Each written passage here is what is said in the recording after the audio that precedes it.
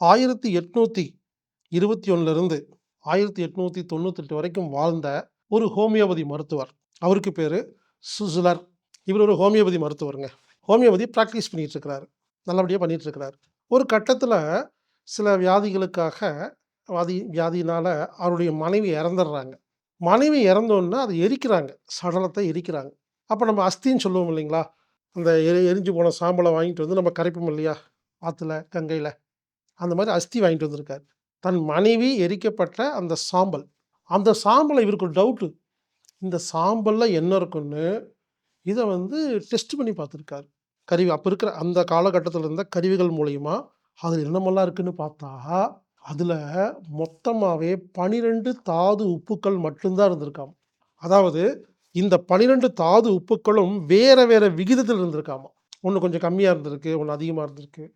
அதுக்கப்புறம் இவரு என்ன பண்ணாராமா, இது மேல அவருக்கு ஆர்வம் வந்து, யாரெல்லாம் இறந்தாலும் அந்த அஸ்திய எப்படியாவது கலெக்ட் பண்ணிட்டு வந்து டெஸ்ட் பண்ணி பார்த்துருக்காராமா. அப்போ ஒவ்வொரு அஸ்தியிலயும் இதே 12 சால்ட் தான் இருந்திருக்காமா.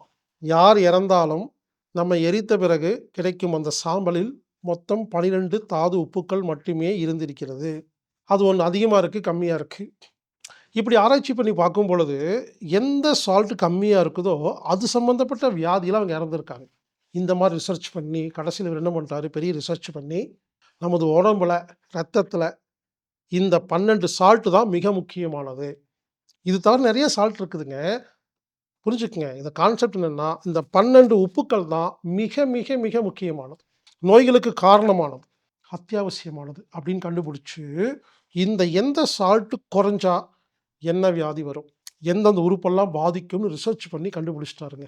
கண்டுபிடிச்சுட்டு, கண்டுபிடிச்சதோட மட்டும் இல்லாம, அப்போ இந்த நோயாளிக்கு இந்த தாது உப்ப ரத்தத்தில வச்சுட்டா அந்த வியாதி குணமாகும்னு கண்டுபிடிச்சு, அந்த தாது உப்புக்கள தயார் செஞ்சு, அத நோயாளிகளுக்கு கொடுத்து டெஸ்ட் பண்ணி குணமாகறத பார்த்து, இவரு ஒரு வைத்திய டெக்னிக் உருவாக்கியிருக்கார்.